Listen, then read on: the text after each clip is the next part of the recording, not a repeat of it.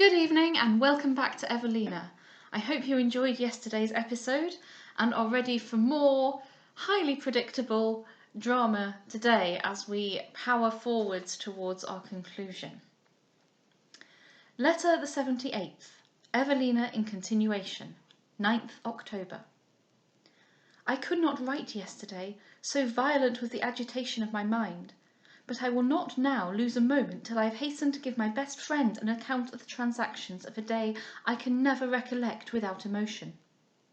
Mrs. Selwyn determined upon sending no message, lest, said she, Sir John, fatigued with the very idea of my reproaches, should endeavour to avoid a meeting. All we have to do is to take him by surprise. He cannot but see who you are, whether he will do you justice or not. We went early, and in Mrs. Beaumont's chariot, into which Lord Orville, uttering words of the kindest encouragement, handed us both.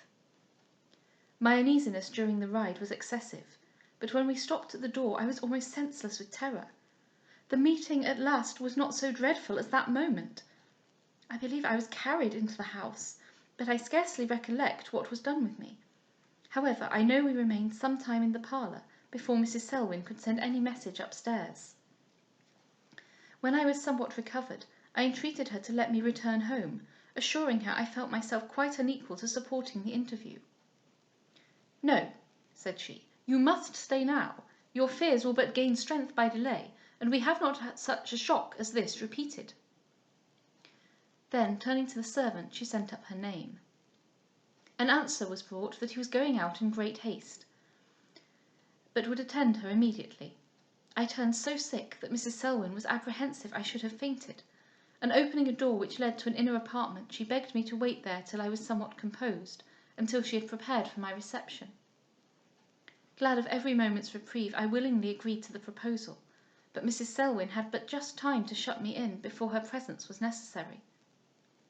The voice of a father, oh dear and revered name, which then for the first time struck my ears, affected me in a manner which I cannot describe, though it was only employed in giving orders to a servant as he came downstairs. Then, entering the parlour, I heard him say, I am sorry, madam, I made you wait, but I have an engagement which now calls me away. However, if you have any commands for me, I shall be glad of the honour of your company some other time. I come, sir, said Mrs. Selwyn, to introduce your daughter to you. I am infinitely obliged to you, answered he, but I have just had the satisfaction of breakfasting with her.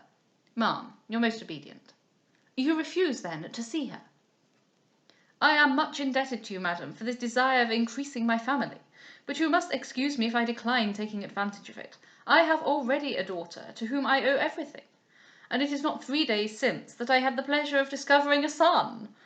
How many more sons?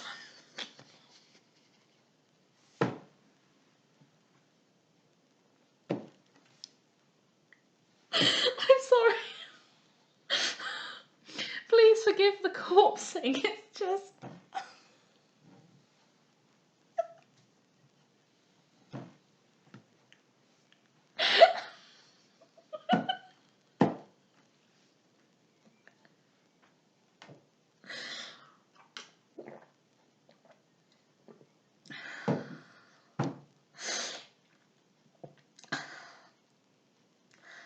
Let's try that again, shall we?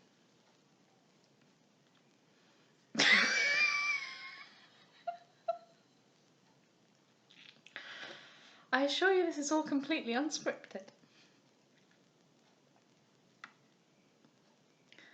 I have already a daughter to whom I owe everything, and it is not 3 days since that I had the pleasure of discovering a son. How many more sons and daughters may be brought to me, I am yet to learn, but I am already perfectly satisfied with the size of my family.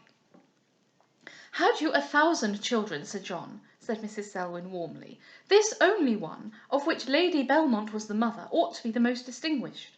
And far from avoiding her sight, you should thank your stars in humble gratitude that there yet remains in your power the smallest opportunity of doing the injured wife who you have destroyed the poor justice of acknowledging her child. I am very unwilling, madam, answered he, to enter into any discussion of this point, but you are determined to compel me to speak.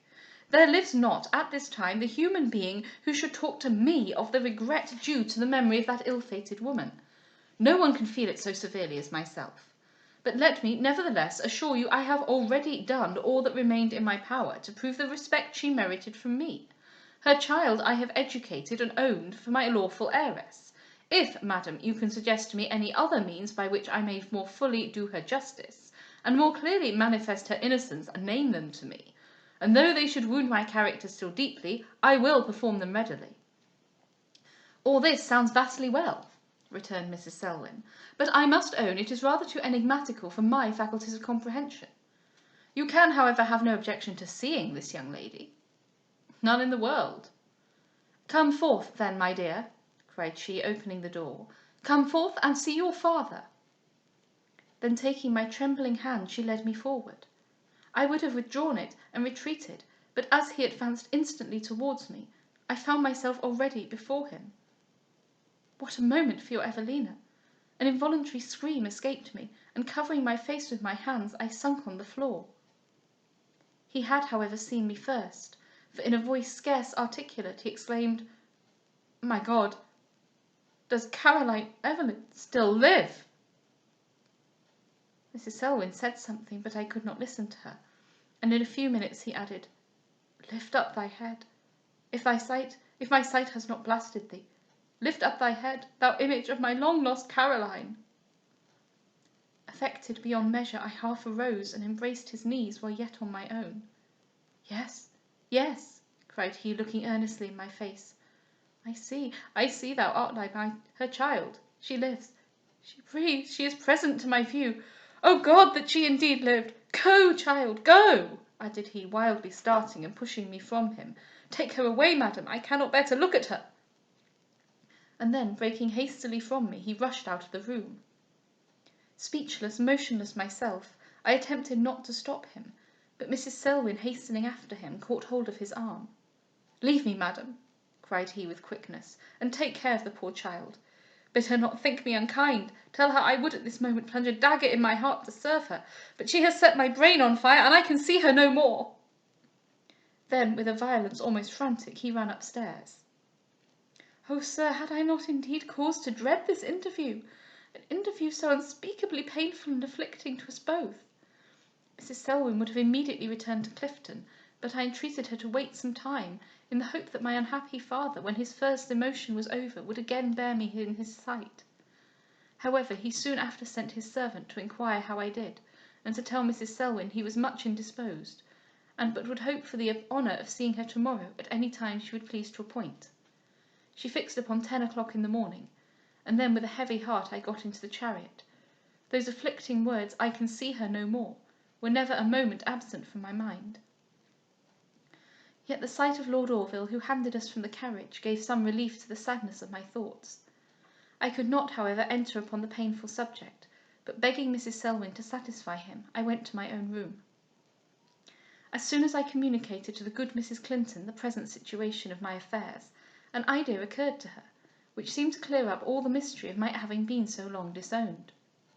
The woman, she says, who attended my ever-to-be-regretted mother in her last illness, and who nursed me the first 4 months of my life, soon after being discharged from your house, left Berry Hill entirely with her baby, who was but 6 weeks older than myself. Mrs. Clinton remembers that her quitting the place appeared at the time very extraordinary to the neighbours, but as she was never heard of afterwards, she was by degrees quite forgotten. The moment this was mentioned, it struck Mrs. Selwyn, as well as Mrs. Clinton herself, that my father had been imposed upon, and that the nurse who said she had brought his child to him had in fact carried her own. Baby swapping! You love to see it. The name by which I was known, the secrecy observed in regard to my family, and the retirement in which I lived, all conspired to render this scheme, however daring and fraudulent, by no means impracticable, and in short the idea was no sooner started than conviction seemed to follow it. Mrs. Selwyn determined immediately to discover the truth or mistake of this conjecture, therefore the moment she had dined, she walked to the Hotwells, attended by Mrs. Clinton. I waited in my room till her return, and then heard the following account of her visit. She found my poor father in great agitation. She immediately informed him of the occasion of her so speedy return, and of her suspicions of the woman who had pretended to convey to him his child. Interrupting her with quickness, he said he had just sent her from his presence, that the certainty I carried in my countenance of my real birth made him, the moment he had recovered from a surprise which had almost deprived him of reason, suspect himself the imposition she mentioned. He had therefore sent for the woman, and questioned her with the utmost austerity. She turned pale, and was extremely embarrassed, but still she persisted in affirming that she had really brought him the daughter of Lady Belmont. His perplexity, he said, almost distracted him.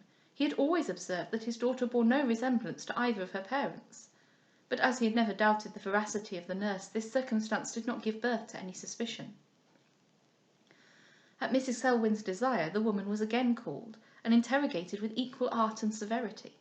Her confusion was evident, and her answers often contradictory, yet she still declared she was no impostor. "We will see that in a minute," said Mrs. Selwyn, and then desired Mrs. Clinton might be called upstairs. The poor wretch, changing colour, would have escaped out of the room, but being prevented, dropped on her knees and implored forgiveness. A confession of the whole affair was then extorted from her. "Doubtless, my dear sir, you must remember Dame Green, who was my first nurse. The deceit she has practised was suggested, she says, by a conversation she overheard, in which my unhappy mother besought you that if her child survived her, you would take the sole care of its education, and in particular, if it should be a female, you would by no means part with her in early life. You not only consented, she says, but assured her you would even retire abroad with me yourself if my father should importunately demand me. Her own child, she said, was then in her arms, and she could not forbear wishing it were possible to give her the fortune which seems so little valued for me. This wish once raised was not easily suppressed. On the contrary, what at first appeared a mere idle desire, in a short time seemed a feasible scheme. Her husband was dead, and she had little regard for anybody but her child. And in short, having saved money for the journey, she contrived to inquire a direction to my father, and telling her neighbours she was going to settle in Devonshire, she set out on her expedition. When Mrs. Selwyn asked her how she dared perpetrate such a fraud, she protested she had no ill designs, but that as Miss would never be the worse for it, she thought it pity nobody should be the better. Her success we are already acquainted with. Indeed, everything seemed to contribute towards it. My father had no correspondent at Berry Hill.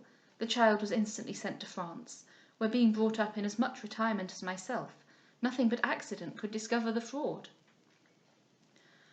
And here let me indulge myself in observing, and rejoicing to observe, that the total neglect I thought I met with was not the effect of insensibility or unkindness, but of imposition and error, and that at the very time we concluded I was unnaturally rejected, my deluded father meant to show me most favour and protection. He acknowledges that Lady Howard's letter flung him into some perplexity.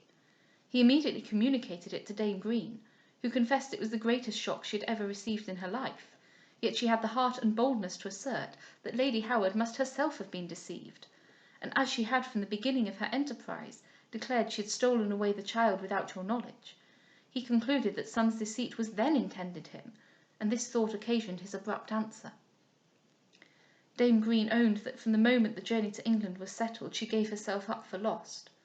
All her hope was to have had her daughter married before it took place, for which reason she had so much promoted Mr. Macartney's addresses, for though such a match was inadequate to the pretensions of Miss Belmont, she knew well it was far superior to those her daughter could form after the discovery of her birth. My first inquiry was, if this innocent daughter was yet acquainted with the affair. No, Mrs. Selwyn said, nor was any plan settled how to divulge it to her. Poor unfortunate girl! How hard is her fate! She is entitled to my kindest offices, and I shall always consider her as my sister. I then asked whether my father would again allow me to see him. Why, no, my dear, not yet, answered she. He declares the sight of you is too much for him. However, we are to settle everything concerning you tomorrow, for this woman took up all our time today. This morning, therefore, she is again gone to the hot well. I am waiting in all impatience for her return, but as I know you will be anxious for the account this letter contains, I will not delay sending it. Letter the 79th. Evelina in continuation. 9th October. How agitated, my dear sir, is the present life of your Evelina! Every day seems important, and one event only a prelude to another. Mrs. Selwyn, upon her return this morning from the hot well, entering my room very abruptly, said, "Oh, my dear, I have terrible news for you." "For me, ma'am? Good God, what now?" "Arm yourself," cried she, "with all your Berry Hill philosophy.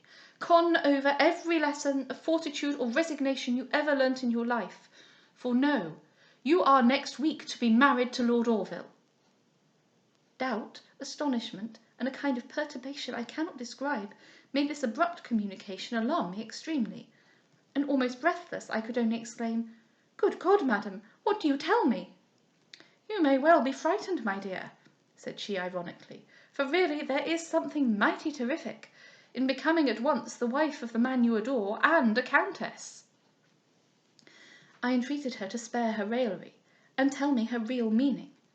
She could not prevail with herself to grant the first request, though she readily complied with the second. My poor father, she said, was still in the utmost uneasiness. He entered upon his affairs with great openness, and told her he was equally disturbed how to dispose either of the daughter he had discovered, or the daughter he was now to give up. The former he dreaded to trust himself with again beholding, and the latter he knew not how to shock with the intelligence of her disgrace.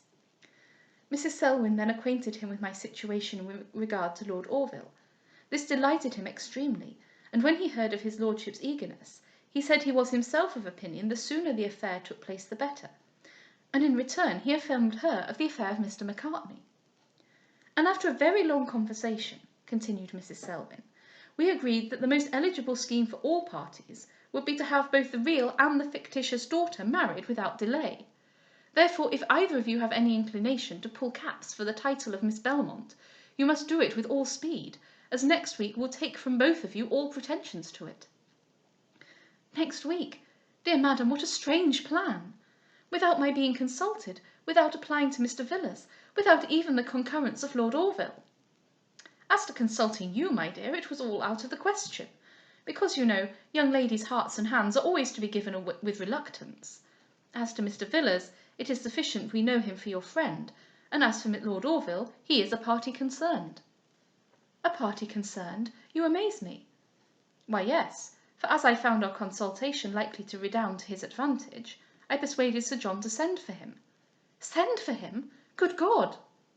"Yes, and Sir John agreed. I told the servant that if he could not hear of his lordship in the house, he might be pretty certain of encountering him in the arbour. Why do you change colour, my dear? Well, he was with us in a moment. I introduced him to Sir John, and we proceeded to business."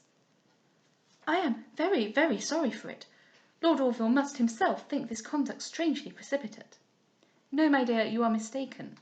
Lord Orville has too much good sense. Everything was then discussed in a rational manner. You are to be married privately, though not secretly, and then go to one of his lordship's country seats, and poor little Miss Green and your brother, who have no house of their own, must go to one of Sir John's."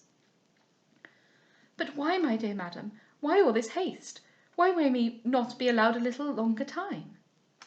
"I could give you 1,000 reasons," answered she, "but that I am tolerably certain 2 or 3 will be more than you can controvert, even with all the logic of genuine coquetry.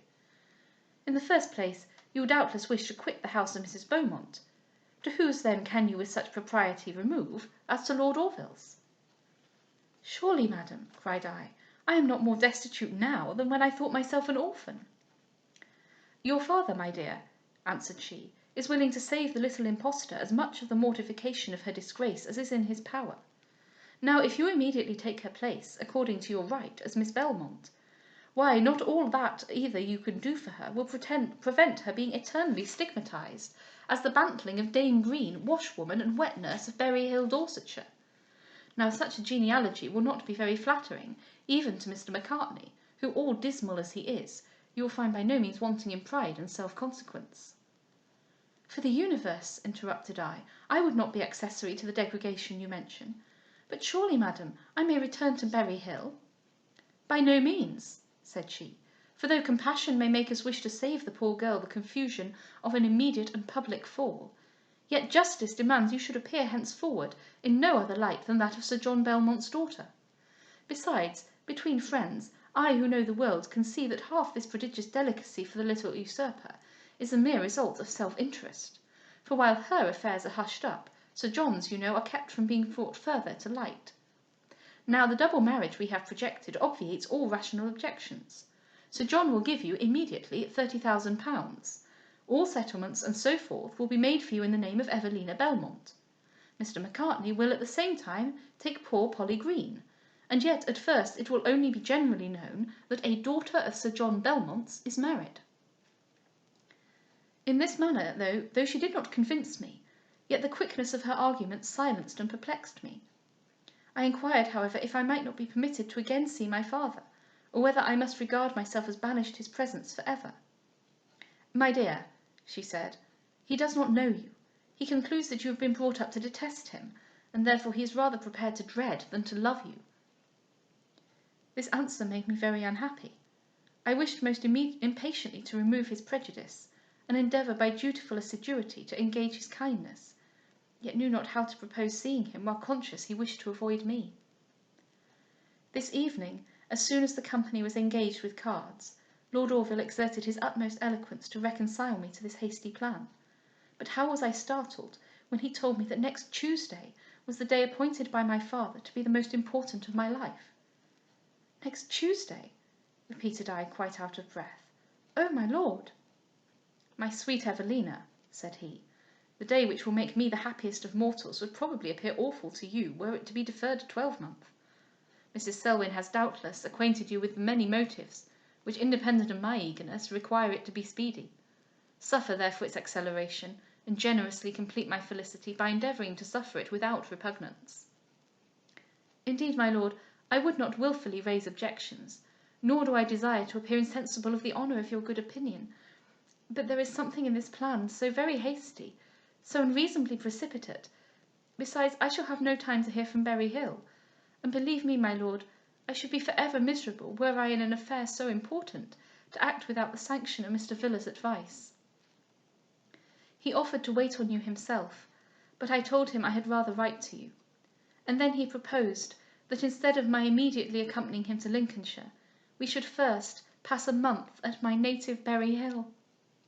This was indeed a grateful proposal to me, and I listened to it with undisguised pleasure. And in short, I was obliged to consent to a compromise, in merely deferring the day till Thursday. He readily undertook to engage my father's concurrence in this little delay, and I besought him at the same time to make use of his influence to obtain me a second interview, and to represent the deep concern I felt in being thus banished his sight. He would then have spoken of settlements, but I assured him I was almost ignorant even of the word. And now, my dearest sir, what is your opinion of these hasty proceedings? Believe me, I half regret the simple facility with which I have suffered myself to be hurried into compliance, and should you start but the smallest objection, I will yet insist upon being allowed more time. I must now write a concise account of the state of my affairs to Howard Grove and to Madame Duval. Adieu, dearest and most honoured sir. Everything at present depends upon your single decision, to which, though I yield in trembling, I yield implicitly. And we will pause there. Oh, don't you just love a bit of baby swapping? And neat trick sleights of hand. A daughter of Miss Belmont is to be married. I mean, Gilbert and Sullivan could not have done it better. You don't know how hard it's been not mentioning their names until this point. Anyway, 2 more episodes to go. See you tomorrow. Good night.